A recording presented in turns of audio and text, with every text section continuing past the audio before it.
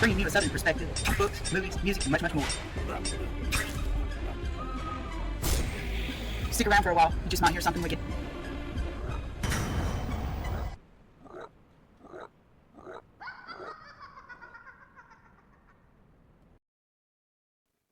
And so we are continuing on chapter 19 in Nomad Blood on our Thursday playlist. Tagfine alone, lying before him a sheet of paper so small, minuscule, and on top of that paper his hand writing words one at a time, one on top of another, so that nobody could disentangle those threads of ink.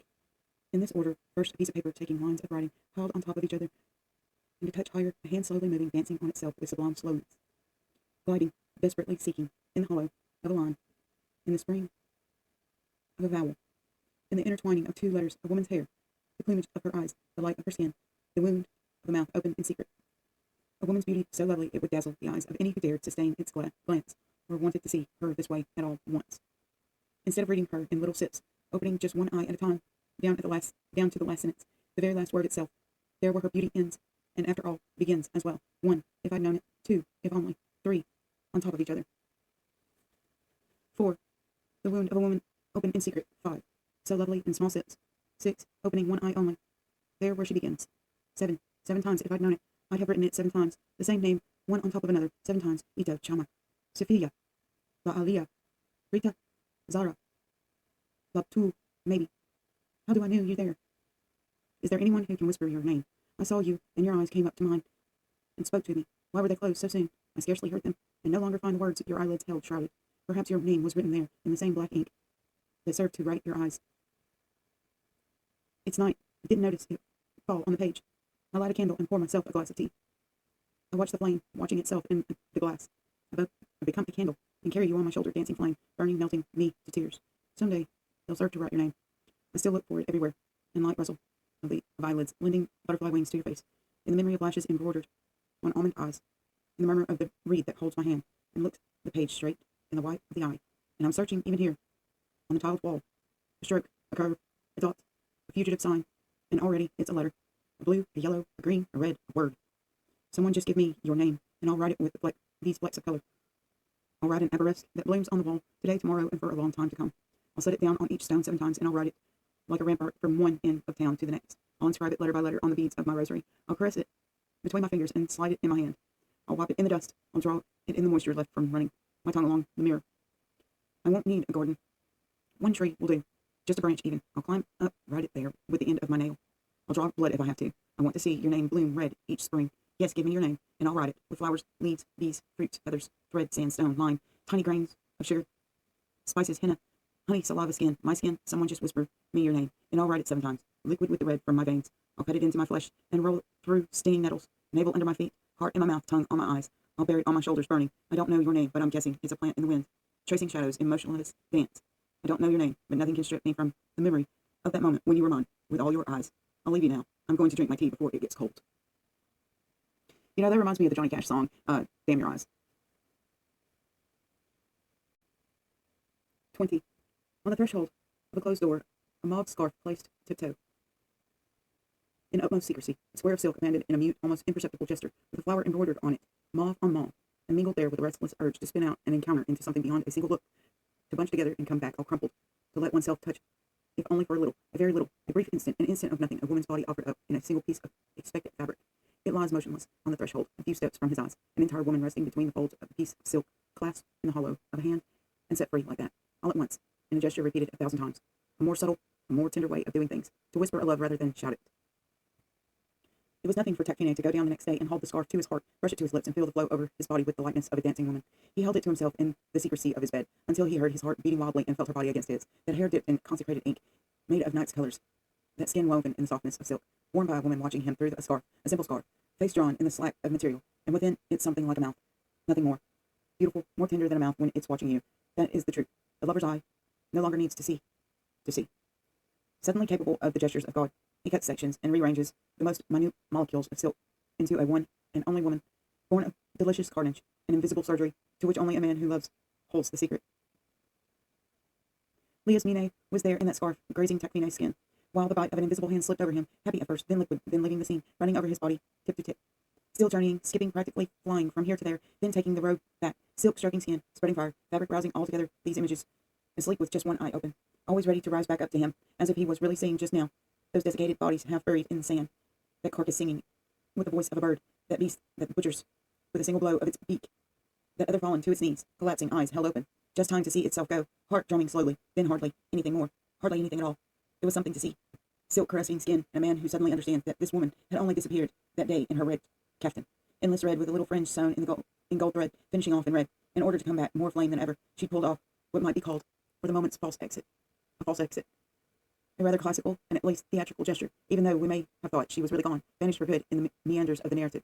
And here she is alive, outstretched, turned, overturned, tied in a knot, spilled onto this man, thrilling each pore, each nerve, the least muscle, inflicting on them the most tender of wounds and the most painful as well, with a body woven in a single silk thread to become, in the secrecy of a closed room, the physical and provisional double of the woman he loved. Thus split in two, she managed to foil the plot, to commit the most transparent of crimes, to defy the omnipotence of men over the territory of dream, where their law held no sway for lack of tangible, irrefutable evidence. She knew that all she had to do was turn herself into silk, to make the bolts spring one by one, burn the doors, never again to be closed or even half open, to scale every wall they'd erected before her like so many eyelids restricting her sight. 21. We might imagine a woman and give her a fragrant name. Lias Mine. She'd be fragile, slight, tender, soft, and much more besides. We would select a brown reed picked when still dry, just the size for an open hand. We'd slice its belly on an angle down to the nib. We'd crack its back down the middle, attacking the fiber where it's the softest. Next, we'd bend over the woman and write her a little piece at a time, flat on the ground, rolling out the paper as we write, opening one eye at a time, down to the last sentence, the very last word itself, there where she finishes, from start to finish. And to keep her from getting wrapped up in herself, she would stick our body against hers. We might start by drawing a long black head of hair, like so, a single stroke, sliding the hand lower down, and further still, if needed, long hair on a flowing road. And at the start, we wouldn't know when it would dry up, or even if it would come to a stop. Then we'd dip the pen into the still wet ink of her hair, hand suspended over the emptiness, halfway between black and white. The reed passed lightly over her skin, taking care not to bear down too hard, so as not to tear or crumple. 2 dots are enough to draw her a glance. 2 liquid dots balance on the face. The hand withdrawing here and there to catch a few glimmers of light reveals the reed emptiness on its lips, slips over on its side, and opens the fresh newborn wound of her mouth, holding one's breath and freeing one's fingers, or so the debut of her mouth, to breathe on its own, moving up from her lips. We inscribe the bridge of the nose in a single stroke, and then sliding the wrist lower, without letting the least hesitation separate one from the other. We might draw the neck stretching above the shoulder, holding the arm, holding the hand, holding the fingers, holding the pen upright. Then again, we might construct this woman like a house and pretend to live in it, a house set in the dark, back turned to the somber and narrow street, more of a side street, really, if that. A house with doors, windows, corridors, climbing and turning stairways, kitchens, garden, tree, and 2 thick little curtains for shutting its eyes. Taking the left stairway up the floor, there would be a woman of florid name in the forbidden caesura of a half-open window. We push the shutter gently, practically breathes it in, and settle our eye. This woman should be imagined beautiful, so beautiful that no man could sustain her glance, or even open his own on her. Or to be more exact, one might lean one's head over her and look at her, but in all doses, a single flash at a time, to keep from burning one's eyes. She's there alone on her canopy bed, cut from 1,000-year-old forest. She's shed all her clothes. Like a dead skin, the thick black ink of her hair flows over her shoulder. Her face is bare as her breasts, uncovered to the navel and beyond. My all is a hand writing upon an open mouth. This woman is entirely nude, so to speak, as only her room has seen her to date. In her tightly closed hand is the pen Tactine let slip from his fingers. Hard and soft at the same time, a reed scarcely longer than the span of a hand. She holds it rigid, like the missing letter, the alif needed to write her life. It's a long story, this woman, a gaping book no one knows how to read, the story told in an incomplete alphabet. In Lias Mine's case, it was as if a letter had been forgotten, not a whole sentence or even a word, just one letter without which she couldn't exist, clasped now between her fingers. This is how Lias Mine started to write, in the lightest, softest, most natural way imaginable, that hand drawn by a millennial desire made up of everything women before her have desired in the secret of their flesh, on a rug woven of blood, cut into the flesh of a tree, 1,000-year-old bed, head, legs, base, canopy, all wood, and on the woman, the reed, carried by the current, a pen to predict, graze, brush, touch, glide, thread its way, hesitate, go ahead, pull back, advance, and withdraw with that slowness earned over centuries of writing. And he who knows how to invent along the way the most beautiful pen of all in the middle of this woman, the only one capable of wounding her, killing her even, without her ever really dying, so that a woman, the woman, can forever be reborn in her. My all is a handwriting on an open mouth. Lias Mine had seen him against the ramp up behind one of the columns. She'd seen him watching her and crying, a man's tears, all on the same line, dipped in the same ink. She'd stood up, walked away, and never come back again, and yet this man is here now, in the least of those forgotten, spurned, never even learned gestures, in the liquid clasp of this dance, turning her to ocean. Then writing, then ocean of writing. He's there, in the glance towards the sea, a sea she alone for now sees, ocean of thousands of lights floating letters. Foam born on the breath of a single woman, drawn with the prudent slowness of a wave leaning to dance. Thousands of drops of ink spurting, sprawling, stretching, spreading, lying down on the same line, moving away, deepening, sinking, meditating, withdrawing into themselves, holding themselves by the hand, a woman alone, in her immense nakedness alone. And there before her, in her, everywhere, a man. Nothing to explain, in the half-light of her eyes, in the texture of that hesitant flesh, fraying, coming undone, flowing, diluting, erasing, red ink on the fibre of a reed. My all is a hand writing on an open mouth. There is no more walls now, no more bolts or bars, no more veils, no silences, nothing. There is nothing left but this man writing in her and erasing, no sooner than he's invented her, the woman that she's been.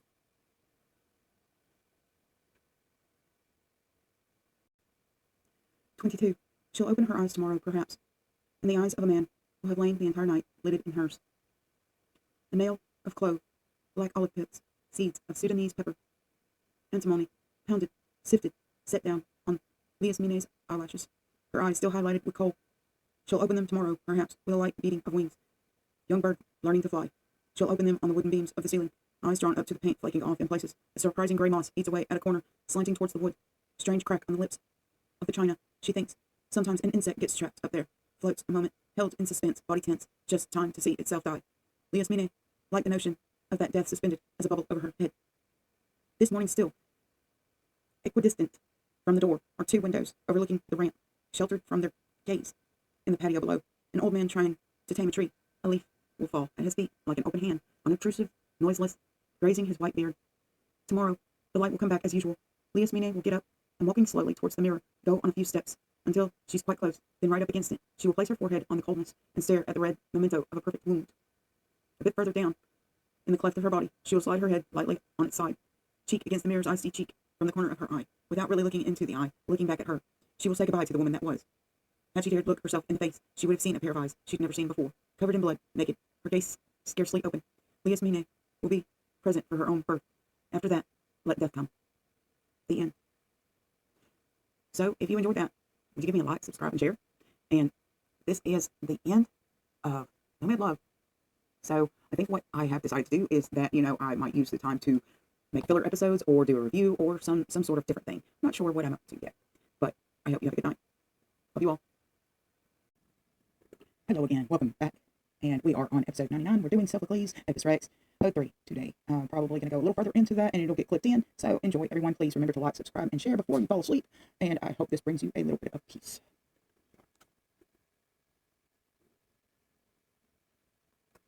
Chorus. If ever the coming time were known to my heart's pondering, Cytherean, now by heaven I see the torches at the festival of the next full moon, and see the dance, and hear the choir sing, a grace to your gentle shade, mountain where Oedipus was found, O mountain guard of noble race, may the God who heals us lend up his aid, and let that glory come to pass for our king's cradling ground. Of nymphs that flower beyond the years, who bore you, royal child, to Pan of the hills or the timberline Apollo, cold in delight where the upland clears, or Hermes, for whom Killin's heights are piled, or flushed as evening cloud, great Dionysus, roamer of mountains, was it he who found you there, and caught you up in his own proud arms from the sweet god ravisher, who laughed by the muses' fountains? Scene 4. Oedipus. Sirs, though I do not know the man, I think I see him coming. The shepherd we want. He is old, like our friend here, and the men bringing him seem to be servants of my house. But you can tell, if you have ever seen him. Enter shepherd, escorted by servants. Choragos. I know him. He was Laos's name. You can trust him. Oedipus. Tell me first, you from Corna, is this the shepherd we were discussing? Messenger. This is the very man. Oedipus, to the shepherd. Come here. No, look at me. You must answer everything I ask. You belong to Laos. Shepherd. Yes, born his slave, brought up in his house. Oedipus. Tell me, what kind of work did you do for him? I was a shepherd of his most of my life. Where mainly did you go for pasturage? Sometimes Cytherean, sometimes the hills nearby. Do you remember ever seeing this man out there? What would he be doing there? This man standing here. Have you ever seen him before? No, at least not to my recollection. Messenger. And that is not strange, my lord. But I'll refresh his memory. He must remember when we two spent 3 whole seasons together, March to September. On Cyprian, or thereabouts, he had 2 flocks. I had 1. Each autumn I'd drive mine home, and he would go back to Laos's sheepfold. Is this not true, just as I have described it? True, yes, but it was also long ago. Well, then, do you remember back in those days that you gave me a baby boy to bring up as my own? What if I did? What are you trying to say? King Oedipus was once that little child. Damn you, hold your tongue.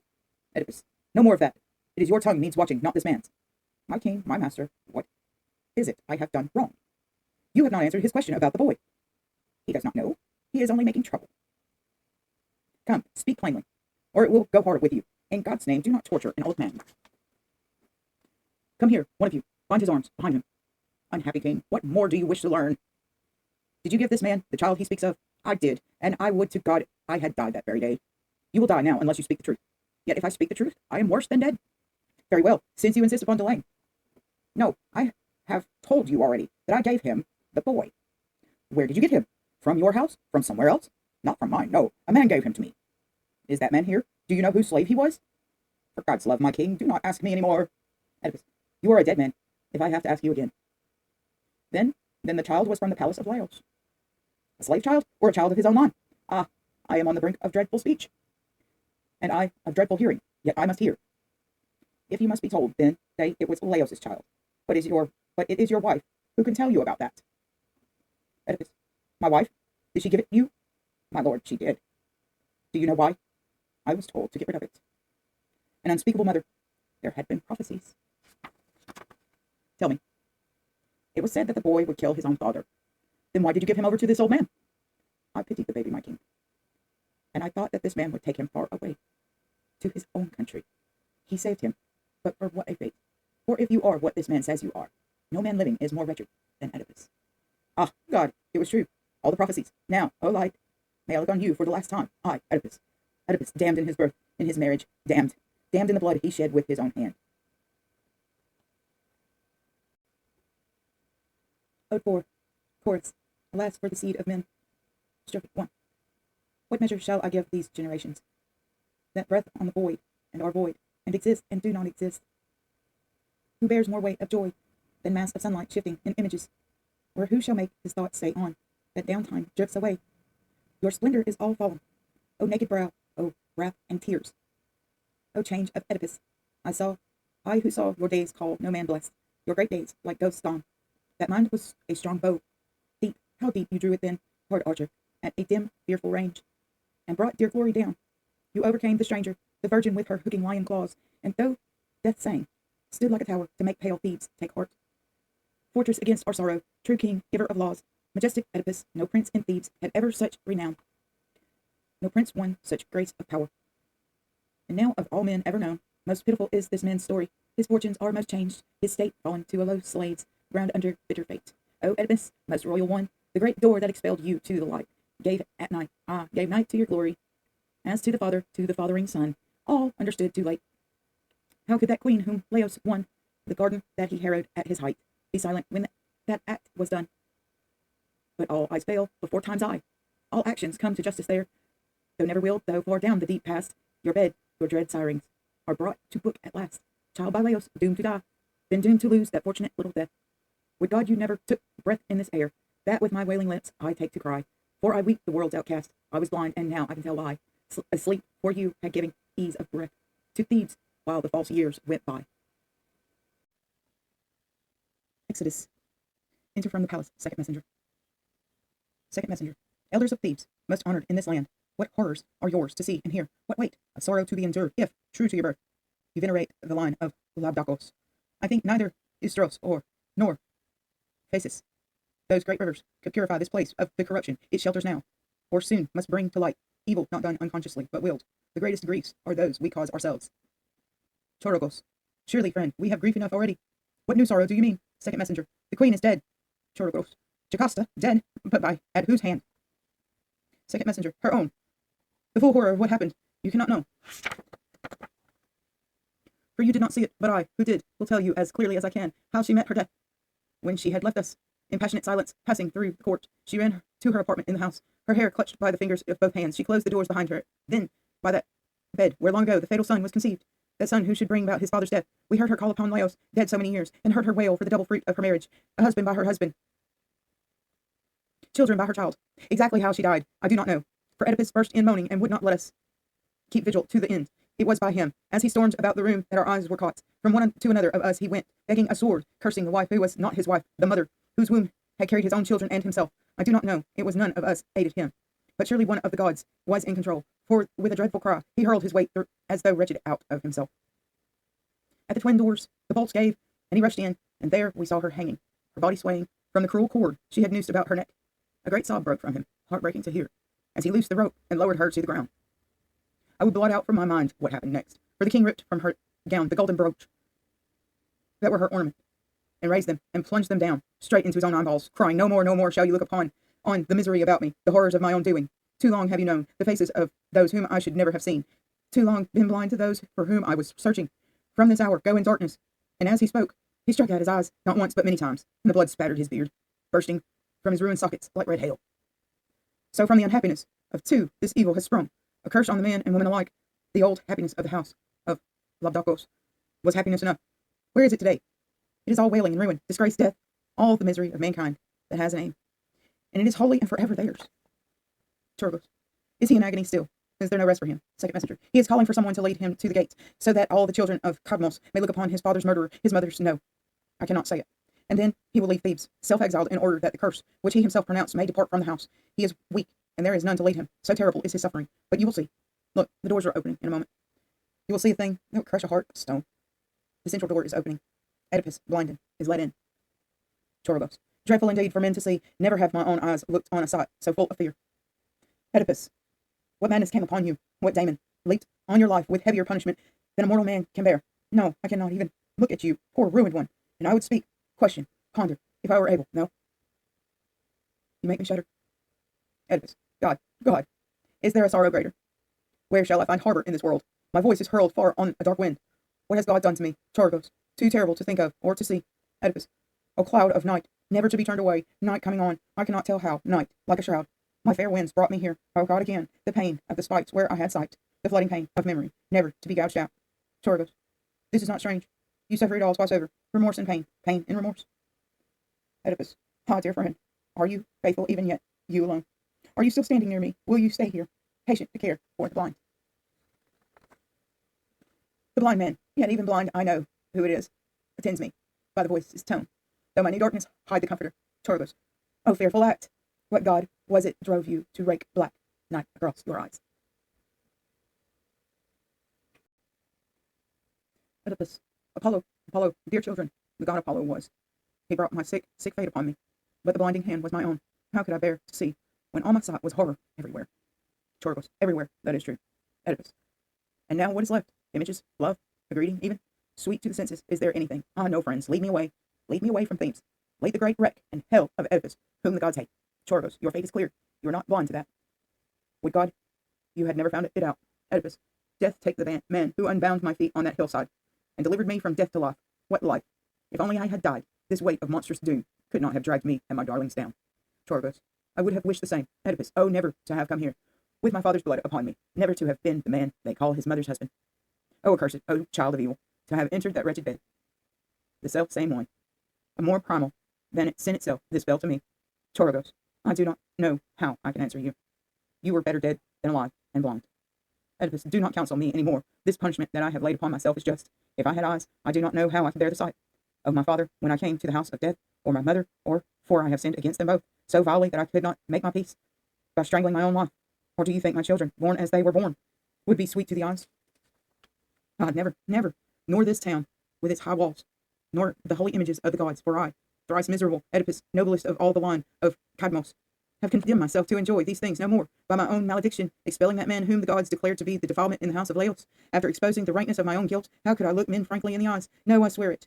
If I could have stifled my hearing at its source, I would have done it, and made all this body a tight cell of misery, blank to light and sound, so I should have been safe in a dark agony beyond all recollection. Ah, Kithrion, why did you shelter me? When I was cast upon you, why did I not die? Then I should never have shown the world my... It's a terrible birth. Ah, Polybos, Corinth, city that I believed, the ancient seat of my ancestors, how fair I seemed, your child. And all the while this evil was cancerous within me, for I am sick in my daily life, sick in my origin. Oh, 3 roads, dark ravine, woodland, and way, where 3 roads met. You drinking my father's blood, my own blood spilled by my own hand. Can you remember the unspeakable things I did there, and the things I went on from there to do?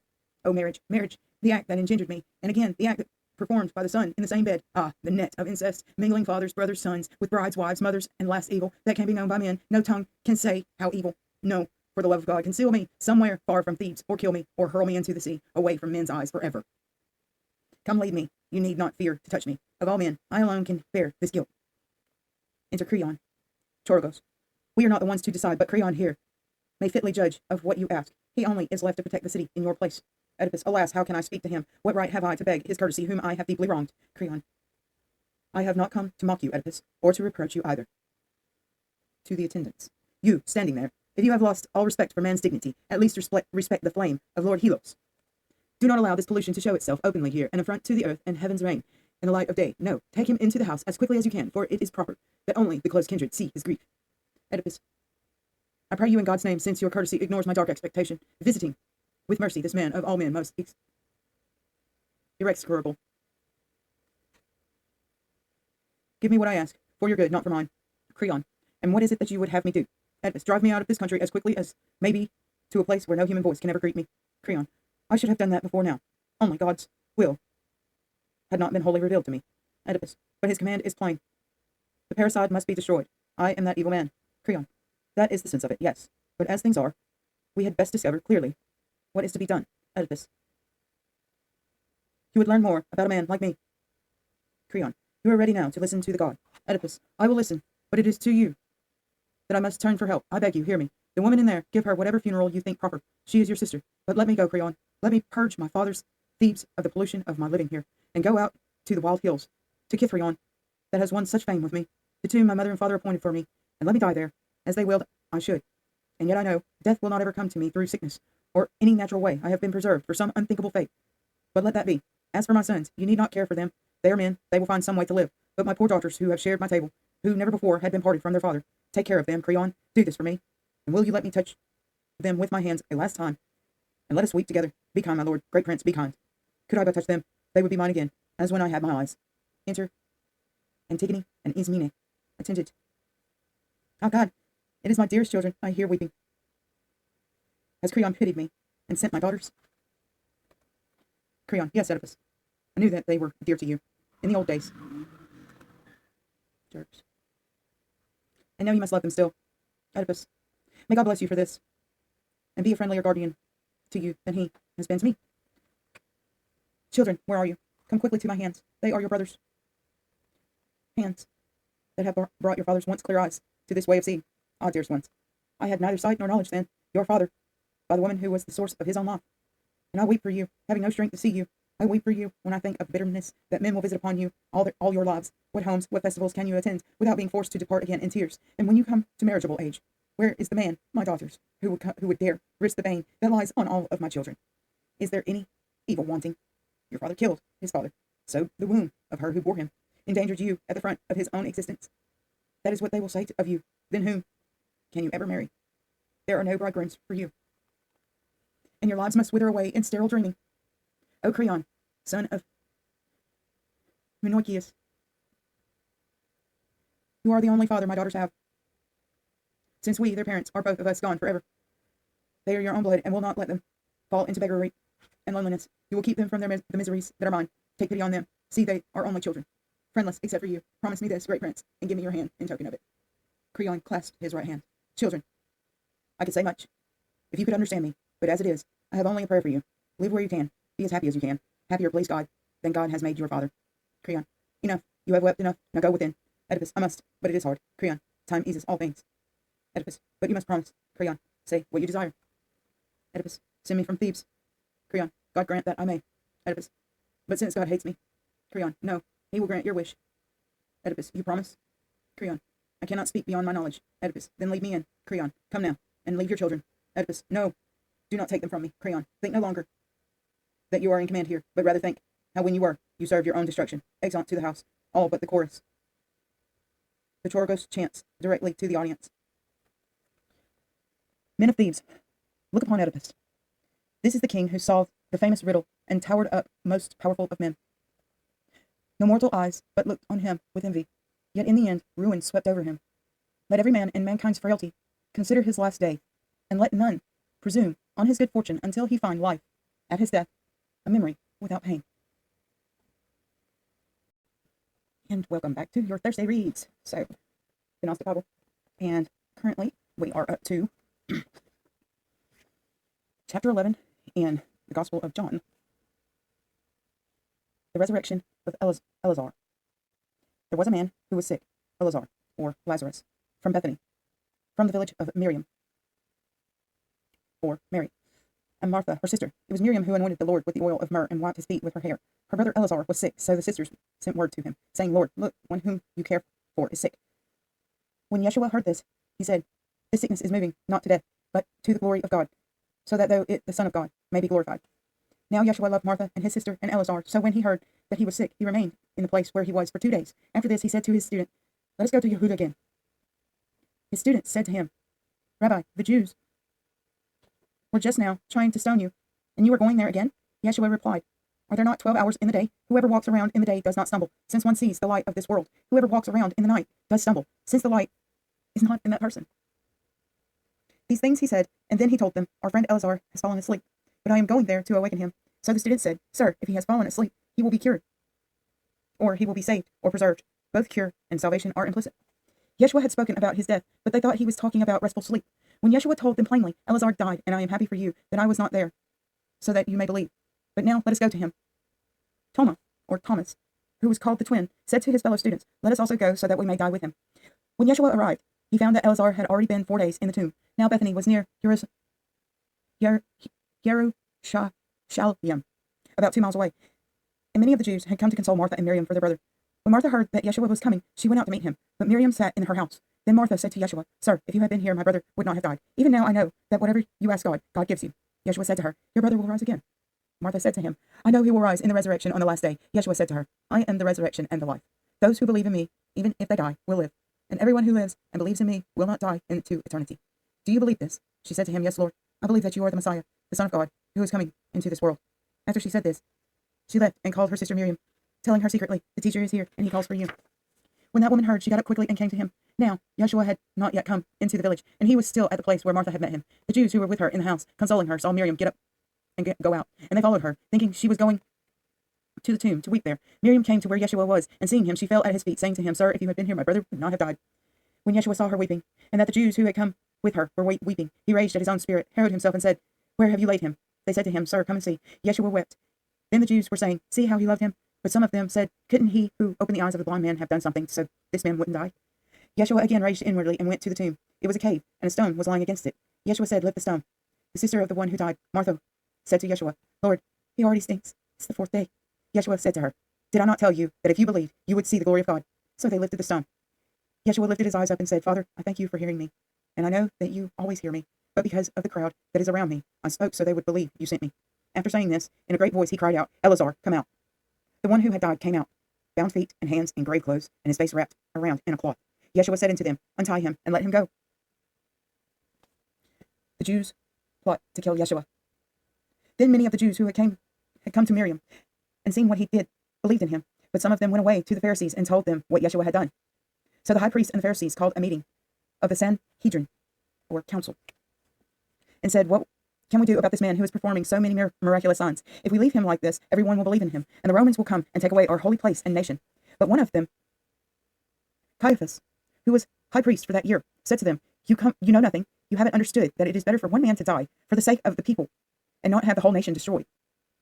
This he did not say on his own, but as high priest for that year he prophesied that Yeshua would die for the sake of the nation, and not only for the nation, but so that he might bring together the scattered children of God. From that day on, they planned to kill him.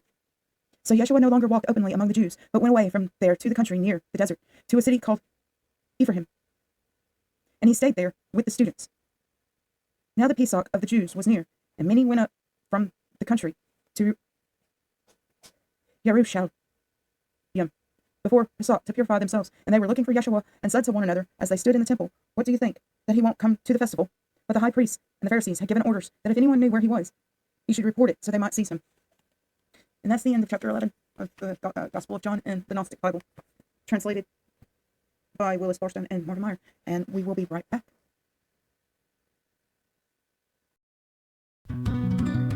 Cotton fields whisper tales of old, under the shadow of a moss-draped oak. Johnny Reb's footsteps, growing cold, far from fire, cannon smoke. Worn-out boots on haunted ground, trudging through the dusky mire. By candlelight, no victory found, prayers unanswered in the wire. In the heart of Alabama, ghosts walking slow, Confederate soldier, nowhere to go. Battles fought and lost, neath the blood-red glow. In the heart of Alabama, whispers of woe. Magnolias weep in the midnight hour, gray coats drenched in heavy sorrow. Yesteryear's battles, fields devoured, promises of tomorrow, nobody to borrow.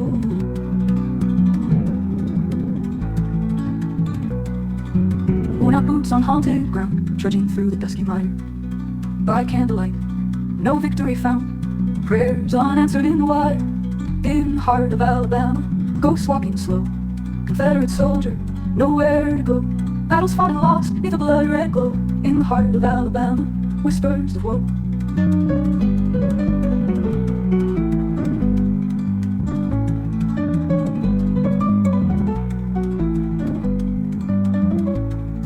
Magnolias weep in the midnight hour, gray coats drenched in heavy sorrow.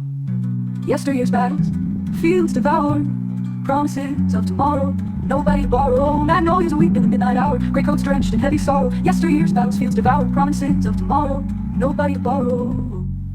River sings a mourner's tune, iron shackles neath the muddy tide, crimson stains beneath the moon, southern pride swallowed deep inside.